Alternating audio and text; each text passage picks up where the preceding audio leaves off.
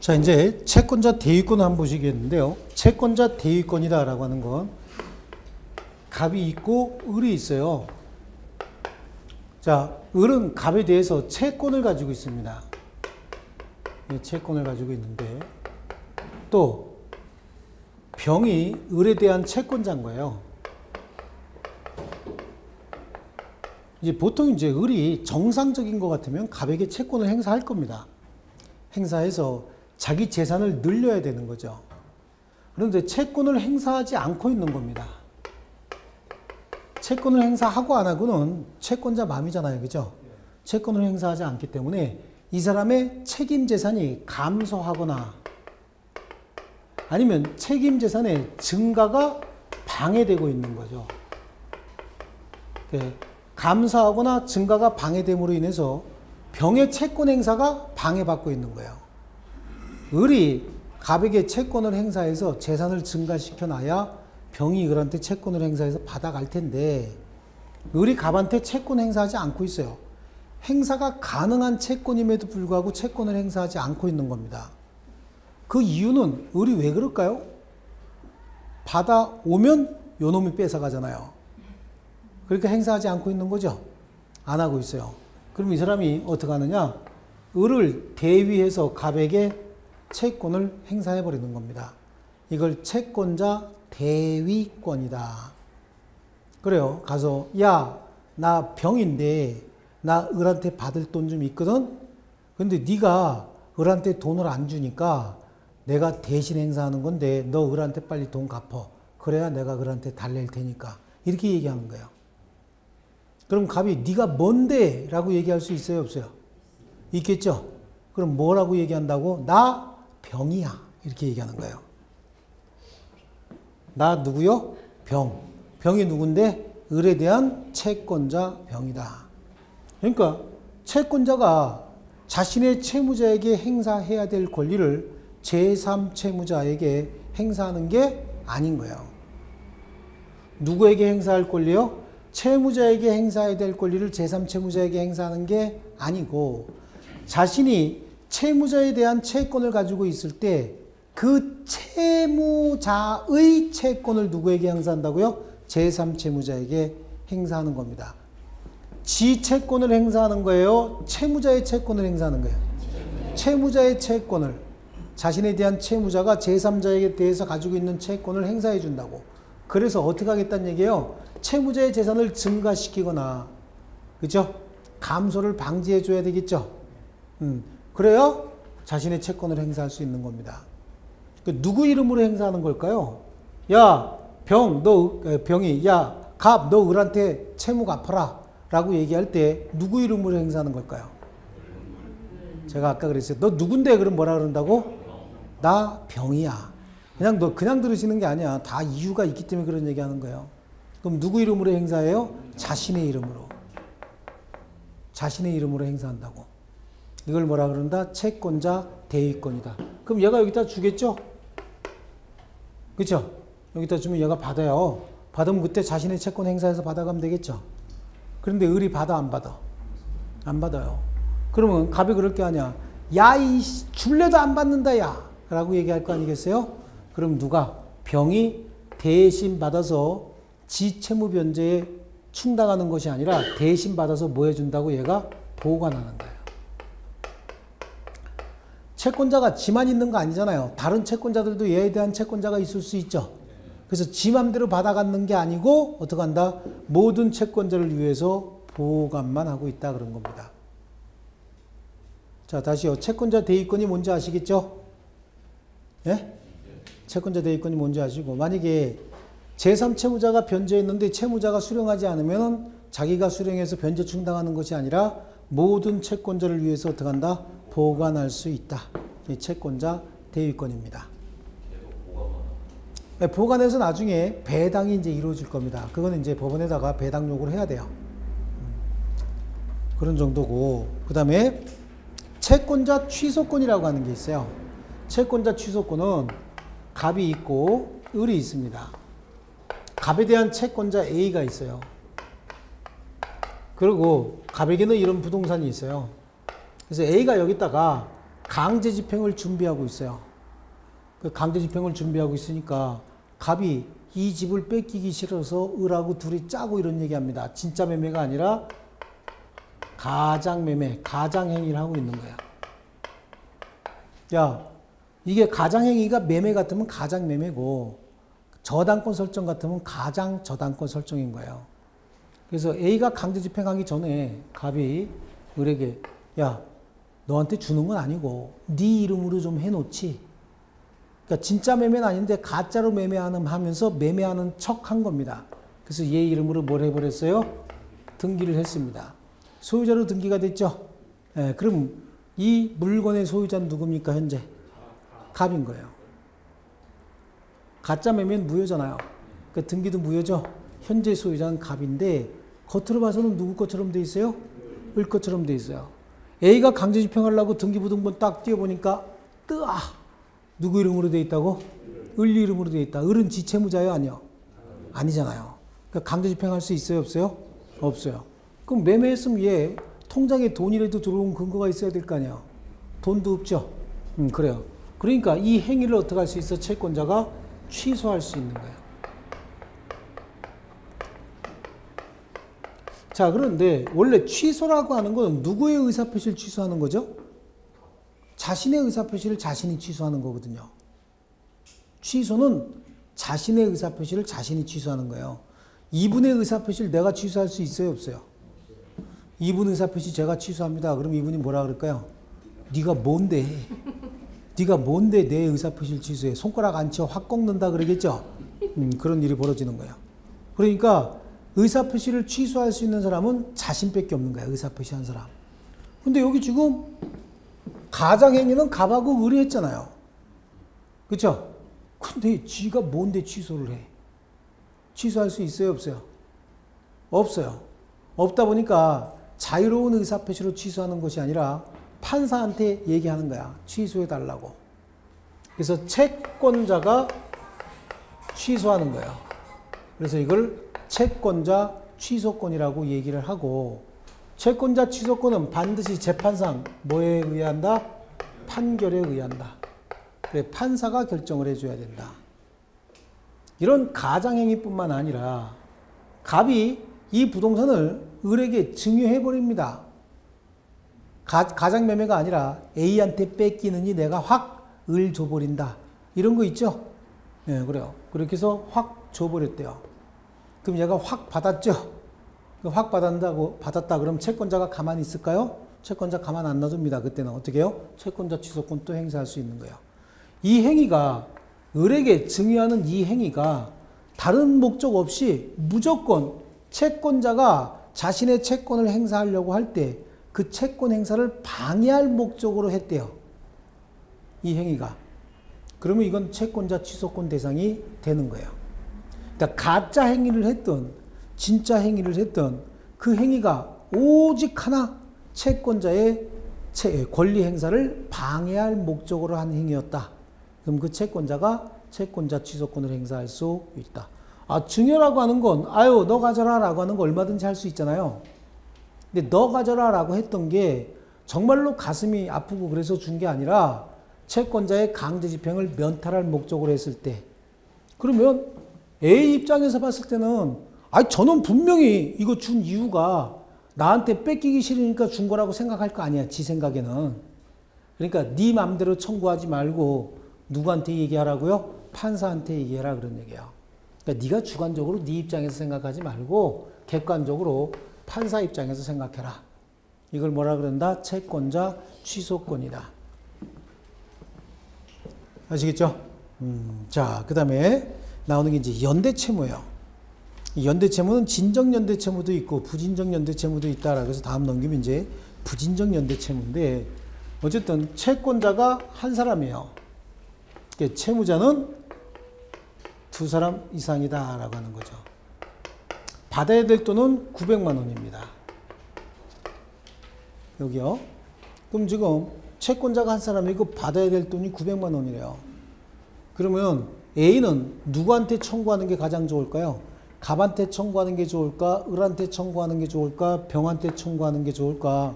아니면 세 명한테 각각 300만 원씩 청구하는 게 좋을까요? 어떤 게 가장 좋을까요?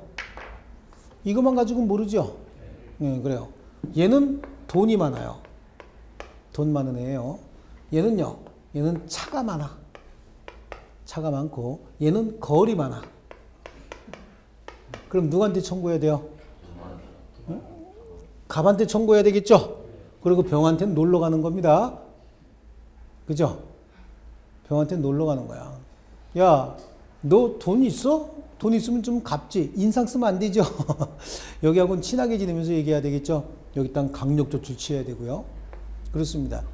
이 연대 채무라고 하는 게 채무자 전원이 주된 채무자인 거예요. 일반적으로 보증 채무하고 조금 달라요. 연대 채무자는 어떻게 한다? 전원이 주된 채무자인 거예요.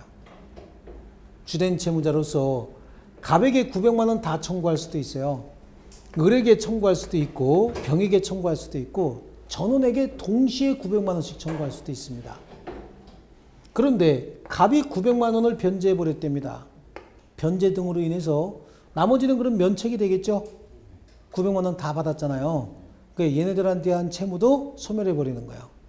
그럼 갑이 혼자 채무를 변제해서 면책시켰으니까 그 부분에 대해서는 얘들한테 어떻게 할 수 있어요?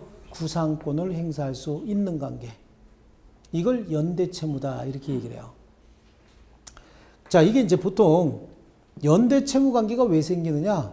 당사자가 우리가 연대에서 책임지자라고 합의를 했기 때문에 생기는 거예요.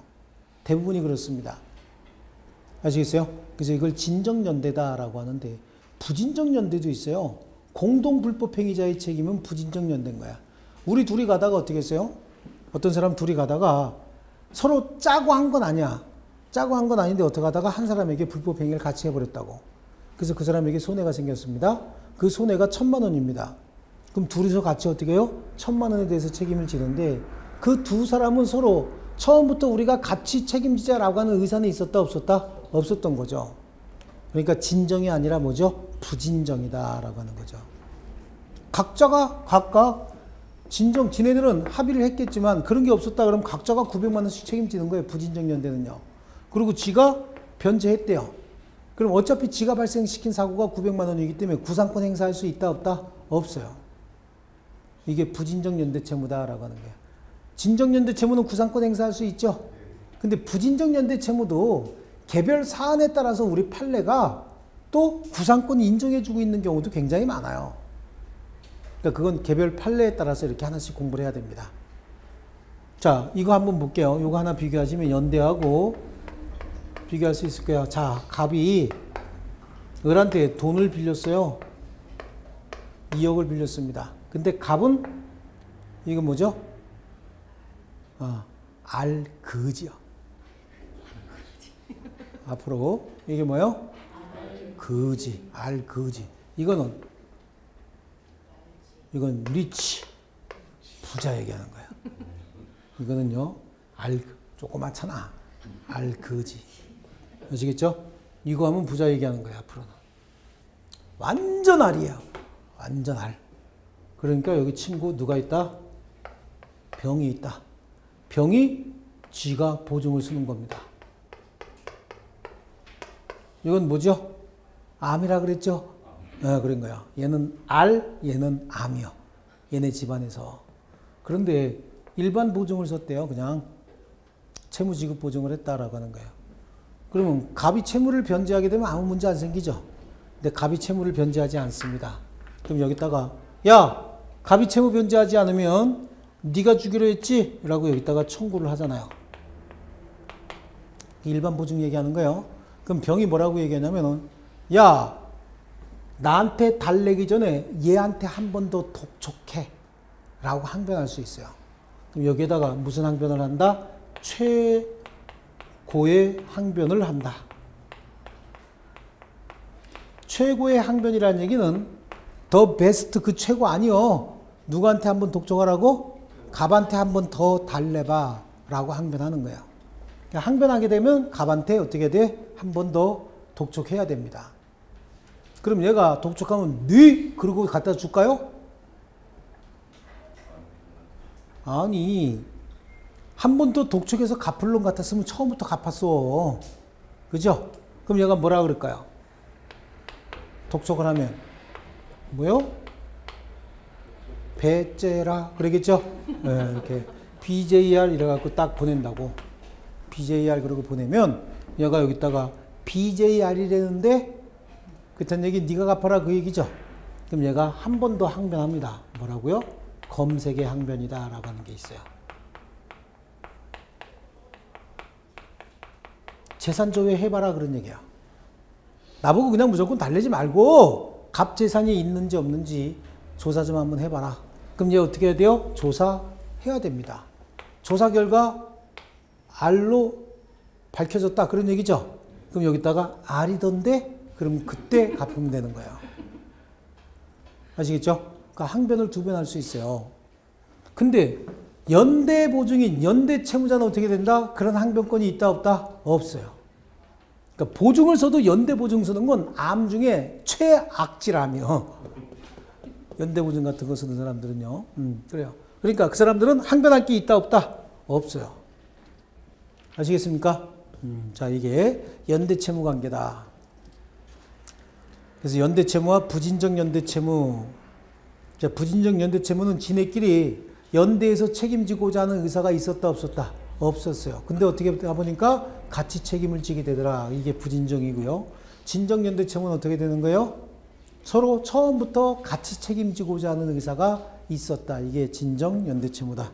근데 그냥 연대 채무 그러면 뭐 얘기하는 거야? 진정 연대 채무 얘기하는 거지.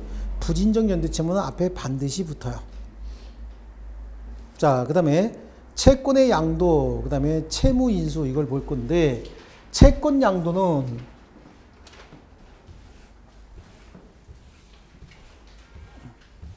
자, 이것도 개념만 한번 정리를 한번 해볼게요. 여기 보세요. 갑이 있어요. 을이 있고요. 갑이 을에 대해서 채권을 좀 가지고 있습니다. 채권자예요. 여기는 뭐고? 채무자겠죠? 어떤 분이 여기가 채권자인데 왜 꼭 얘가 채무자냐고. 그럼 얘 뭐라 그럴까? 여기가 채권자면 여기 채무자가 나와야 맞아요? 아니면 채권자 그러고 이방인 그러고 나와야 맞아요? 이거마저도 궁금하신 분이 있어요. 근데 이렇게 공부해도 또 시험 보러 갈 때 한 1년 동안 열심히 하면 이제 압니다. 그러니까 저는 굉장히 신기한 게 이 공부의 힘이라는 게 그런 거예요. 처음에 여러분 시작할 때 지금 뭐 이렇게 콩나물 시루에 이렇게 심어 놓은 거예요. 그래서 요만큼 이제 싹이 트기 시작하는 것부터 봐서 나중에는 중간에 이제 숙주나물처럼 시들어서 없어지는 분들도 있고 나중에 콩나물로 이렇게 뻣뻣하게 잘 서가지고 상품 가치가 생기는 분들도 있고 그래요.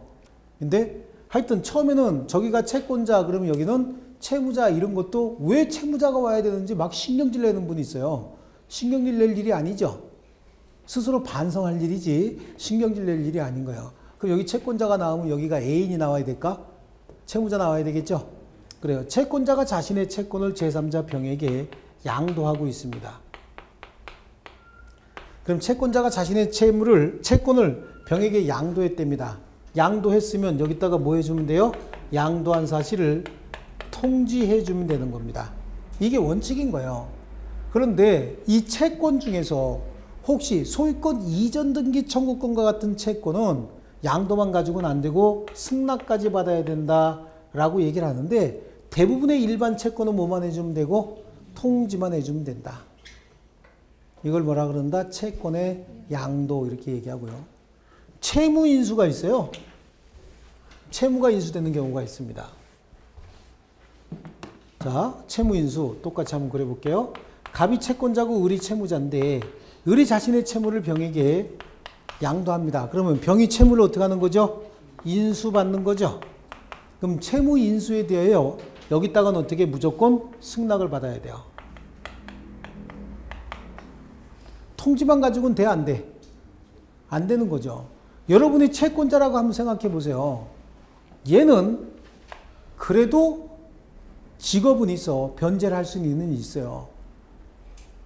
열심히 조금씩은 변제는 해요.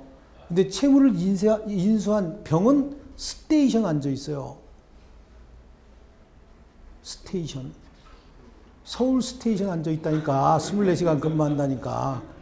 그럼 얘는 변제할 가능성이 있어요, 없어요? 없어요. 근데 통지만 가지고 끝나면 나는 빚지고 다 그쪽에다가 걔들한테 다 팔겠다. 그죠? 그러니까 채무인수는 채권자에 뭐가 있어야 돼요? 승낙이 있어야 된다. 이건 얘네 둘이 계약으로 할 땐 그래요. 근데 채무인수를 두 사람의 계약으로 채무인수하는 경우도 있어요. 그럼 두 사람의 계약으로 채무인수한다는 얘기는 내가 대신 갚아줄게. 그 얘기죠. 그래서 둘이 계약하는 거야. 내가 대신 갚을게. 을 줄 거 얼마야? 내가 갚아줄게.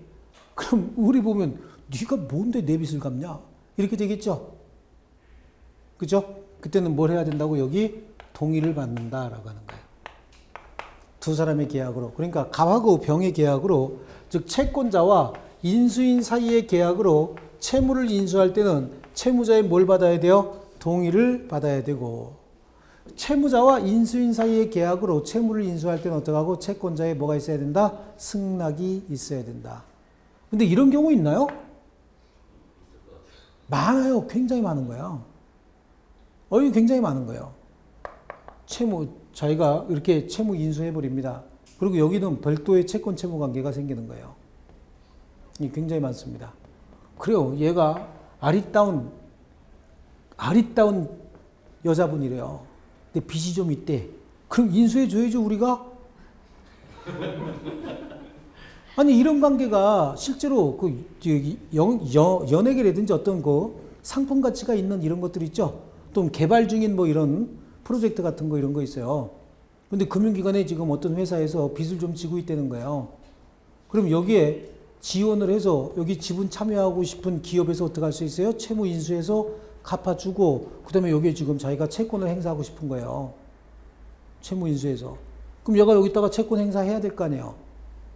그죠? 금융기관에서는 돈 받는 것밖에 관심 없지만 유사한 기업에서는 어떻게 해요? 여기에 참여하고 싶은 마음도 있을 거 아니냐고. 그죠? 그러니까 지가 대신 갚아주고 무조건 참여하는 게 아니라 내가 갚아줄 테니까 너 어떻게 할 거야? 나에게 지분 인정해 줄 거야 말 거야? 이렇게 할 수 있겠죠? 예. 아니면 통째로 뺏어버리든지 이런 식으로 하는 거예요. M&A 같은 거 할 때, M&A인가요? 이런 거 할 때 그런 거 많이 해요. 그래서 채권 양도와 채무 인수. 아시겠죠? 예, 두 개 이렇게 설명을 드렸습니다. 자, 그 다음에 한번 넘겨보시면요. 채무 인수까지 나와 있죠? 채권이 소멸하는 원인, 그래요. 채권이 소멸하는 원인은 채권자가 채무를 면제해 줬답니다. 안 갚아도 돼, 이거죠? 그러면 채권 소멸하겠죠? 면제해 줘놓고 그 다음날, 야, 안 되겠다. 이거 안 되죠? 면제해 주면 끝나는 거고요. 채무자가 상계해 버릴 수 있어요. 줄 돈이 있었는데 받을 돈이 생겼더라, 그런 거죠? 그럼 어떡한다? 상계해 버릴 수도 있다. 또 대물 변제 경계, 뭐 공탁 이런 것도 있고, 뭐 채무자의 변제에 의해서도 채권을 소멸하는 경우도 있다. 자, 그건 이제 나중에 읽어보기로 하고요. 이게 이제 채권의 전체적인 특징이다라고 하는 채권 총론이고, 채권법 강론은 이제 그 계약법부터 시작합니다. 그래서 계약이다라고 하는 건 일종의 법률행위죠. 계약은 의사표시가 몇 개 있어야 되는 법률행위입니까? 2개 있어야 되는 법률행위인 거예요. 그죠? 그래서 계약이 성립할 때는 3가지 정도의 어떤 그 요건을 갖춰줘야 됩니다. 청약과 승낙이 있다든지, 아니면 서로 교차 청약이라도 있든지, 아니면 의사실현행위라도 있어야 되는 거죠. 그래서 여기 잠깐 보시면 계약이 성립한다. 일단 서로 대립적이고 상대적인 의사표시가 서로 2개가 있어야 되고, 이 대립적이고 상대적인 의사표시가 내용도 일치하고 상대방도 일치하게 되면 성립하는 법률행위를 계약이라고 얘기를 합니다. 아시겠죠? 요거를 계약이다 이렇게 얘기를 해요. 계약이다 이렇게 얘기를 하는데, 이 계약은 요 하나의 의사표시가 청약일 수도 있어요. 요게 청약이면 요건 보통 뭐죠? 승낙입니다. 이렇게 해서 이루어져요. 청약과 승낙에 의해서. 아니면 이것도 청약이었는데 이것도 청약이 되는 수가 있어요. 이걸 뭐라 그래요? 교차 청약이다 라고 얘기를 합니다. 이건 청약과 승낙에 의한 계약의 성립이다. 이건 교차 청약에 의한 계약의 성립이다. 요건 좀 더 집중적으로 봐야 되는데, 청약과 승낙이 내용도 일치하고 상대방도 일치하게 되면 성립하는 거예요. 그죠? 야, 내 집을 팔 건데 1억에 살래? 그랬더니 1억에 살래? 그랬더니 1억 콜 그랬대요. 그럼 1억 원의 매매 계약이 성립하는 거겠죠? 예, 그렇습니다. 그런데 교차 청약에 의한 계약의 성립은 갑이 을한테 내 집 1억에 살래? 그래서 청약을 했어요. 근데 청약이 도달하기 전에 을도 갑한테 청약을 합니다. 네 집 1억에 팔래? 라고 청약을 한 거예요. 둘 다 청약만 했지만 두 개의 의사표시가 대립적이고 상대적인데 내용도 일치하고 상대방도 일치해버렸죠. 이걸 뭐라 그래요? 교차 청약이다 이렇게 얘기하는 거예요. 그러니까 교차 청약이니까 양 청약이 모두 상대방에게 도달하면 계약이 성립하는 겁니다. 그렇죠? 요거는 7월 1일 날 발송해서 7월 4일 날 도달했고 요거는 7월 2일 날 발송해서 7월 6일 날 도달했대요. 그럼 며칠자로 계약이 성립한다고요? 6일자로 계약이 성립한다. 텔레파시가 완전히 통했다 그 얘기죠. 그렇죠? 얘네 둘은 결혼을 시켜야 되겠죠. 남녀라고 한다면 결혼시켜야 되는 거예요. 근데 어떤 분은 이렇게 결혼시키면 안 된대요. 그래서 왜? 얘가 하는 일을 얘가 알고 얘가 하는 일을 얘가 알면 재미없다는 거지. 그쵸? 그래서 이렇게 해서 결혼하면 불행해진다고. 그래서 제가 또 한 수 배운 적도 있습니다. 교차 청약에 의한 계약의 성립이고요. 요번에 이쪽은 청약을 했는데 여기는 사실행위를 합니다. 그런데 이 사실행위는 관습이나 또는 당사자 약정에 의해서 승낙의 의사표시로 볼 수 있는 행위로 취급이 돼요. 그러니까 관습에 의해서 그런 경우도 있고요. 아니면 당사자 합의에 의해서 그러는 경우도 있어요.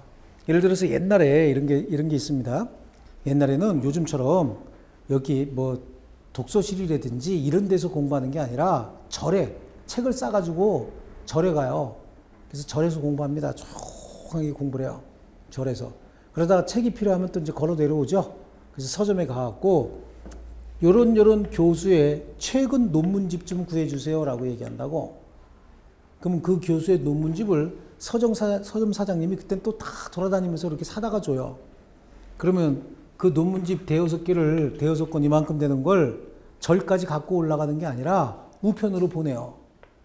우편으로 보내면 이 절에서 공부하고 있는 사람이 자기가 필요한 책 한 2권 정도를 빼고 나머지는 반송해서 보내는 거야. 여기 몇 권 보냈다고요? 5권. 중에서 몇 권 뺐어? 2권을 빼고 3권은 반송하는 거죠. 그럼 계약이 성립하는 겁니다.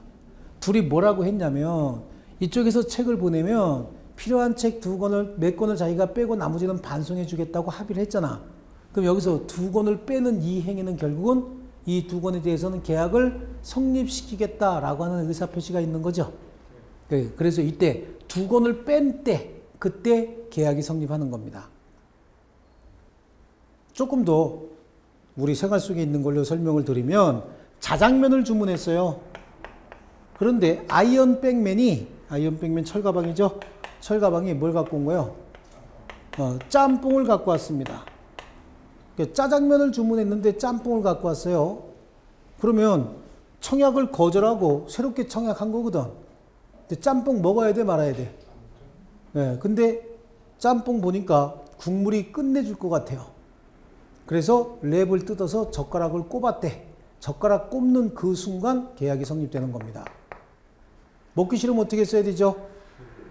젓가락을 꼽지 말았어야 되는 거야. 어떤 분들 이거 갖고 옥상 갖고 담배 피면서 싸워요. 랩 뜯었을 때라고 하는데 그거 그렇게 중요해요? 랩을 뜯은 때냐 젓가락 꼽은 때냐. 근데 분명히 젓가락 꼽은 때예요. 랩은 뜯어볼 수 있어요. 왜? 빨간색 짜장면 나왔나? 확인해야 될 거 아니에요. 그쵸? 근데 빨간색 짜장면 없고 짬뽕 냄새 맡았으면서 젓가락을 꼽았다. 근데 안 먹고 뽑았대요. 그래도 물건이 훼손이 됐죠? 젓가락 꼽는 순간 뭐가 훼손이 됐어? 국물이 묻었잖아. 그러니까 물건이 훼손이 된 거야. 그때 계약이 성립한 거야. 젓가락 꼽는 순간. 아시겠죠? 승낙의 의사표시로 볼 수 있는 사실행위를 어떻게 한때 계약이 성립한다. 아시겠어요? 계약의 성립 방법이다라고 하는 겁니다. 이게 이제 계약이다. 계약의 종류 여러 가지가 있고 청약은 어떻게 하며 승낙은 어떻게 할 것이냐. 그 다음에 교차 청약 및 의사실현에 의한 계약의 성립 시기 이런 정도 나오고요. 계약 체결상의 과세 책임이나 동시행의 항변권, 위험부담 이런 것들은 좀 넘겨보십니다. 넘겨보시고요. 142페이지 한번 볼게요. 매매예요. 매매. 매매는 뭐란 얘기예요? 뒤에 뭐가 생략돼 있죠? 계약. 그러니까 시험에도 그냥 매매라고만 나와요. 그럼 뒤에 뭐가 생략돼 있는 거야?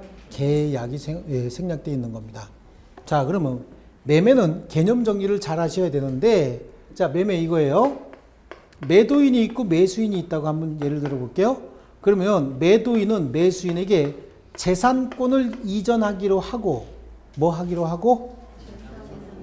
재산권을 이전하기로 하고, 매수인은 그에 대한 대가로서 대금을 지급하기로 하면 성립하는 계약이 매매 계약인 거예요. 매도인은 어떻게 한다 그랬어요? 하고, 매수인은 대금을 지급하기로 하고, 그러면 계약이 성립합니다. 이 계약이 무슨 계약이죠? 매매 계약이고 그냥 매매라고 해요. 임대차는 뭐냐면 임대인이 임차인에게 사용 수익을 제공해 주기로 하고 임차인은 그에 대한 대가로서 차임을 지급하기로 하면 성립하는 계약을 뭐라 그래요? 임대차 계약이다. 그럼 매도인은 재산권을 이전하고 매수인은 대금을 지급하면 성립하는 계약이 매매 계약이라고 그랬죠? 그럼 틀린 거예요. 재산권을 이전하고 대금을 지급함으로써 성립하는 것이 아니라 재산권 이전해 주기로 하고 대금을 지급하기로 하면 성립하는 거예요. 이걸 낙성계약이다.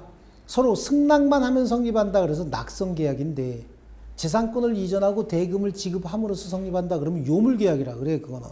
물건을 줘야 성립한다. 그런 의미잖아요. 그러니까 당사자 합의만 가지고 성립하는 계약이기 때문에 무슨 계약이다? 낙성계약이고, 쌍방이 재산권 이전하고 대금 지급할 의무가 서로 대가적 의무죠. 재산권 이전의 대가가 뭐예요? 대금 지급이고 대금 지급의 대가가 재산권 이전이잖아요. 그렇죠? 그래서 쌍방은 서로 대가적 의미의 채무를 부담한다. 그래서 이걸 쌍무계약이다 라고 얘기를 합니다. 그리고 서로 재산권 지급의 대가는 대금 지급이고 대금 지급의 대가는 재산권 이전이죠. 그러니까 서로 행위에 대한 대가가 있어요, 없어요? 있죠? 그러니까 이런 계약을 뭐라 그래요? 유상계약이다 라고 하는 거야. 그럼 매매계약을 할 때는 반드시 계약서를 써야 되나요? 안 써도 되나요? 예? 예, 그래요. 예? 예. 분류식행위라고 그랬죠? 우리 시험에 나오는 행위는 법인 설립 행위를 제외하면 나머지는 다 분류식행위인 거야. 그러니까 계약서를 반드시 쓸 필요는 없는 거예요. 구두로 해도 돼요. 근데 계약서 쓰기로 약정했대요. 그러면 검인계약서를 반드시 써야 되느냐? 아닌 거예요. 서면에 하기로 했다, 계약서 쓰기로 했다. 그러니까 갑이 지네 집 사진을 딱 갖다 붙여. 판다.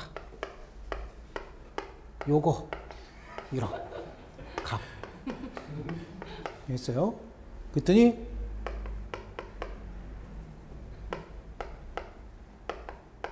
좋다. 요거 이렇게 해놨대. 이 계약 성립한 거야, 안 거예요? 완전하게 계약 성립한 겁니다. 아시겠죠? 개판이죠? 예? 개판이에요? 아, 완전한 계약이요. 이거보다 확실한 게 어딨어. 사진까지 찍어갖고 딱 갖다 붙여놓고 뭐라 그랬어요? 판다. 팔겠대죠? 네, 얘는요? 산다가 어딨어? 오타 그랬대요. 그럼 뭐야 이게? 사겠다는 뜻이죠? 그렇습니다. 청약과 승낙이 일치했죠? 내용도 일치하고 상대방도 일치했잖아요. 그럼 계약이 성립한 거죠? 그럼 이행해 줘야 되겠죠? 그럼 매도인 갑은 어떡하고? 소유권 이전 등기 서류를 교부해야 되고 매수인을은요? 대금을 줘야 되겠죠? 자, 그런데 판다 요거 좋다 이렇게 했어요. 그래 놓고 이행기일에 대금을 안 준대. 그럴 수도 있겠죠. 대금 안 준대. 왜 안 주냐 그러니까 돈 없대. 미안하지 않니? 돈 없는 게 뭐가 죄냐? 왜 미안하냐? 이런 소리 하고 앉았어요. 그러면 또 이행이 안 되다 보니까 복잡한 문제가 생기죠. 그럼 네가 산다 그래서 내가 딴 데다가 못 팔았고 그러는 과정에 나에게 손해가 생겼고 뭐 이런저런 얘기 쭉 나올 거 아니에요. 그러니까 손해 얼마 배상해라 뭐 이런저런 얘기 쭉 나오겠죠.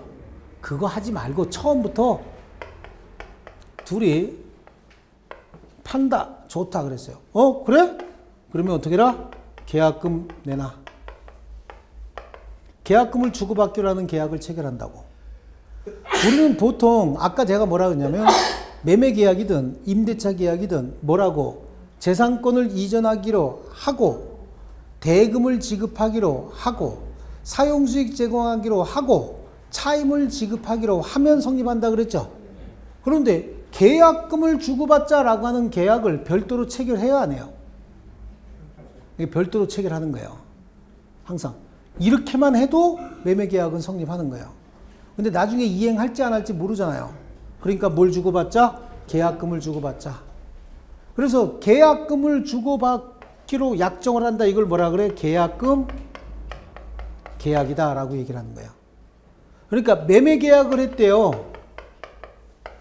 아니면 임대차 계약을 했대요. 어떤 계약이든지 유상계약을 체결하면서 계약금을 반드시 주고받습니까? 아니라 그랬죠. 계약금 없이도 얼마든지 거래할 수 있어요. 그럼 계약금을 주고받는 이유가 뭐예요? 못 믿어서. 상대방을 못 믿잖아요. 그죠? 그래서 계약금을 주고받는 겁니다. 그러면 계약금 계약을 체결하는데 계약금 주고받기로 하는 계약금 합의가 있고 계약금을 어떻게 해야 돼요? 교부해야만 성립하는 거야. 여기는 합의만 가지고 성립한다 그랬죠. 그러니까 이걸 무슨 계약이라 그래요? 낙성계약이라고 하는데 이거는 합의뿐만 아니라 뭐죠? 교부까지 해야 된다. 그러니까 물건이 직접 어떻게 된다? 가야 된다. 그런 계약을 뭐라 그러냐면 요물 그러죠. 들었다 놨다 들었다 놨다 그 요물이 아니야. 물건이 급부돼야 된다라고 하는 의미에서 이걸 요물 계약이다 라고 얘기를 합니다. 아시겠죠? 그럼 계약금을 주기로 계약금을 10% 주기로 합의했대요. 계약금은 몇 프로 줘요? 10% 통상적으로 주는데 20% 주면 돼야 안 돼요? 30%는요? 40%는 합의로 정하면 되는 거야.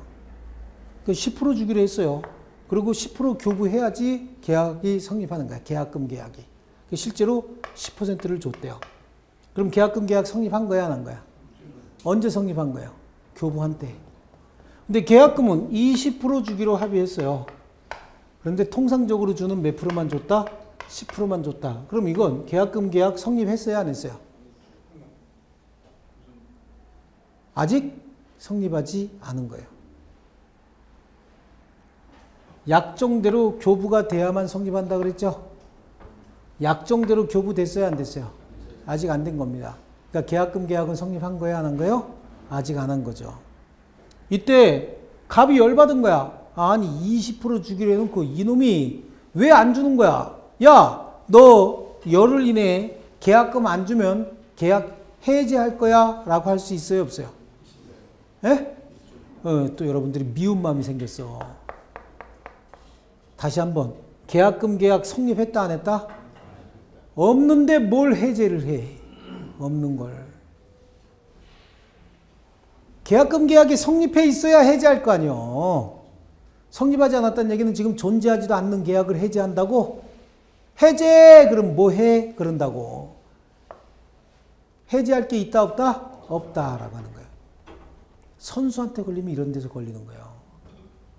계약금 얼마? 20% 줘보래요. 주겠다고 약속을 하고 주기는 10%만 줘요. 그럼 계약금 계약 성립했어요? 안 했어요? 이것도 해제 못하고 이거 계약금 계약은 본 계약과 별개의 계약인 거예요. 본 계약과 무슨 계약이요? 독립된 계약인 거예요. 이거 없어도 계약은 성립한다고 얘기했죠? 독립된 계약이야. 본 계약의 이행을 담보하기 위해서 본 계약에 부수적으로 이루어지는 종된 계약이다 이렇게 얘기를 해요. 계약금 계약은. 그러니까 계약금 계약이 성립하려면 계약금 교부하기로 하고 그만큼 교부를 해줘야만 계약이 성립한다 그랬죠. 계약금 계약이. 근데 이만큼 교부하기로 해놓고 요거밖에 교부하지 않았다? 그럼 계약금 계약은 성립했다 안 했다? 안 했다. 그러니까 이 계약금에 관한 합의도 해제할 수 없을 뿐만 아니라 본 계약도 해제할 수 없어요. 왜냐하면 이거는 독립된 계약이라고 얘기했잖아요. 본 계약과 같은 계약이에요? 전혀 다른 계약이에요? 전혀 다른 계약인 거예요. 아시겠죠? 그러니까 이것도 해제 못하고 이것도 해제 못하는 겁니다. 그래서 계약금 계약을 뭐라 그래? 독종 계약이다 이렇게 얘기해. 아주 독종이요. 이거 잘못 걸리면 코피 쏟아져. 그러니까 여러분들이 이렇게 보면 제가 이제 민법을 가르치면서 보면은 여러분들은 정말로 주변 사람들이 너무 좋은 분들만 만난 거예요. 여태까지 나를 사기를 안 쳐먹고 놔뒀다는 게 여러분은 굉장히 고맙게 생각해야 돼. 만날 때마다 끌어안고 뽀뽀 한 번씩 해주셔야 돼. 주변 분들. 얼마나 착한지, 그죠? 근데 1년쯤 지나면 여러분 이제 다 밥이 되죠. 그 사람들도 몰라서 안 친 거지. 알았으면 사기 쳤을지도 몰라요. 자, 이게 계약금이었다라고 하는 거고요. 그래서 매매, 또 매도인의 권리, 뭐 이런 거요. 예, 여기 나오고. 한번 넘겨보시면 임대차는 뭐죠? 사용수익 제공할 것을 약정을 하고 차임 지급할 것을 약정함으로써 성립하는 계약이다 이렇게 돼 있죠. 이게 간혹가다 그렇게 나와요. 매도인은 재산권을 이전하고 매수인은 대금을 지급함으로써 성립한다 그러면 틀렸다라고 하는 확신이 있어야 돼요. 여기 임대차도 똑같이 나와요. 임대인은 사용수익을 제공하고 임차인이 차임을 지급함으로써 성립하는 계약이다. 그럼 틀린 지문이에요. 아시겠죠? 자, 이제 임대차 그런 거고. 한번 넘겨보시면 147페이지 도급계약이 나오죠?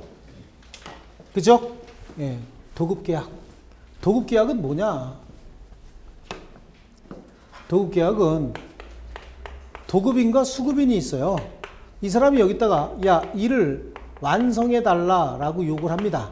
그래서 얘가 일을 오케이 완성해 주기로 했대요. 그 완성해 주면 그에 대한 대가로서 얘는 뭘 지급해야 되죠? 보수를 지급하기로 약정을 하면 성립하는 계약이에요. 이것도. 그러니까 무슨 계약이죠? 낙성계약인 거예요. 쌍무계약이고 낙성계약이다. 그럼 이 보수는 도대체 언제 지급해야 되느냐라고 하는 거죠. 일을 완성하면 보수 지급하기로 했죠. 그럼 일을 완성하게 되면은 보수를 지급해야 되는데 일이 동산처럼 이렇게 쉽게 인도할 수 있는 것이면 완성해서 뭐까지 해줘야 되죠? 인도까지 해줘야 되는 거예요. 그럼 그때 보수를 받아야 되는데 가지고 갔다? 근데 애가 손을 벌리면서 돈은 안 꺼내고 있어요. 그럼 이거 줘 안 줘? 주면서 이것도 같이 해야 되죠? 돈 이렇게 해갖고 이것도 무슨 관계예요? 네, 완성해서 인도와 대금 지급은 서로 동시이행 관계에 있다. 그래서 도급인이다, 수급인이다 이렇게 얘기를 해요.